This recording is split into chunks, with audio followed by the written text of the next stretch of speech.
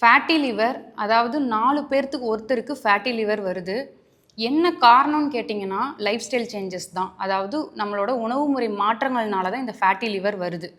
So fatty லிவர்னால் என்ன காரணங்கள்னால fatty liver வருது, யாருக்கெல்லாம் ஃபேட்டி லிவர் வரும், க்யூரபிளா நான் க்யூரபிளா, என்ன மாதிரியான உணவு சாப்பிடலாம் சாப்பிடக்கூடாதுன்றதை இந்த வீடியோவில் பார்க்கலாம் வாங்க.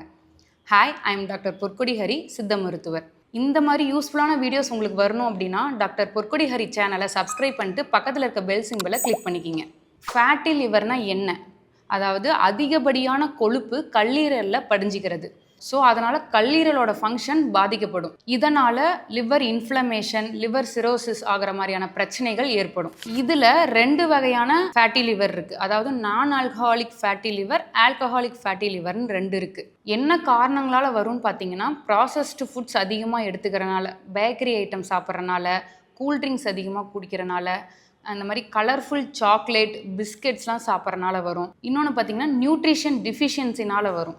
அதே மாதிரி ஆல்கஹால் அதிகமாக எடுத்துக்கிறனாலையுமே உங்களுக்கு ஃபேட்டி லிவர் வரதுக்கான காரணங்களாக இருக்கும். யாருக்கெல்லாம் வரும்னு பார்த்தீங்கன்னா அன்ஹெல்தி டயட்டில் இருக்கவங்க, ஒபிஸாக இருக்கவங்க, இன்சுலின் ரெசிஸ்டண்ட் இருக்கவங்க, கொலஸ்ட்ராலும் ட்ரைக்ளிசரைட்ஸும் அதிகமாக இருக்கவங்க, ஹார்மோனல் இம்பேலன்ஸ் அதாவது பிசிஓடி, ஹைப்போதைராய்டிசம் இருக்கவங்களுக்கு வரலாம், உடல் உழைப்பே இல்லாமல் இருக்கவங்களுக்கும் வரலாம், ஆல்கஹால் அதிகமாக எடுத்துக்கிட்டு இருக்கவங்களுக்கும் வரலாம். அது மட்டும் இல்லாமல் குழந்தைங்களுக்கு ரொம்ப ஏர்லியர் ஸ்டேஜ்லேயே வந்து நான் ஆல்கஹாலிக் ஃபேட்டி லிவர் வந்துடுது.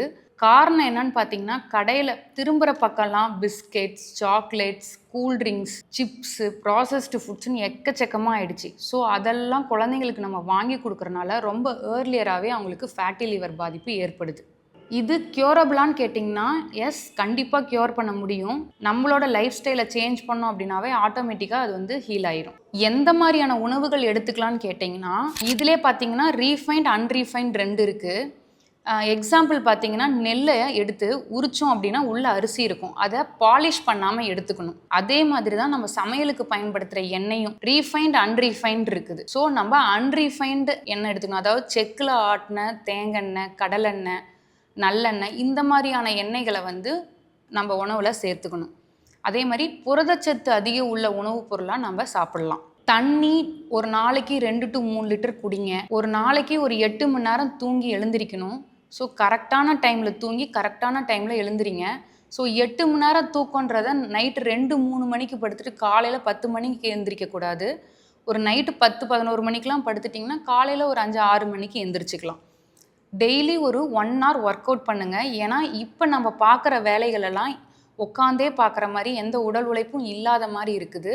ஸோ அதனால் டெய்லி ஒரு 1 hour ஒர்க் அவுட் பண்ணுங்கள். ஸோ ஜிம் போய் தான் பண்ணணும்னு இல்லை, வீட்லேயும் பண்ணலாம். ஜிம் போகிறவங்க ஜிம்முக்கும் போய் பண்ணலாம்.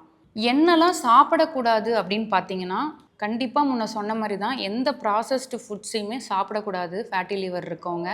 லைக் பிஸ்கெட்ஸ், சிப்ஸு, இந்த மைதா ஐட்டம்ஸ், ஆல்கஹாலை தவிர்த்துருங்க. ஃபுல் அண்ட் ஃபுல்லாக ஆல்கஹாலை தவிர்த்துருங்க. அதிகமாக எண்ணெய் பலகாரம், ஆயில் ஃபுட்ஸ், அதாவது பொரிச்ச எண்ணெயிலே திருப்பி திருப்பி போட்டு பொரிச்சு ஃப்ரை பண்ணிலாம் கொடுப்பாங்க. ஸோ அந்த ஃபுட்ஸ் எல்லாம் வாங்கி சாப்பிடாதீங்க தயவு செஞ்சு.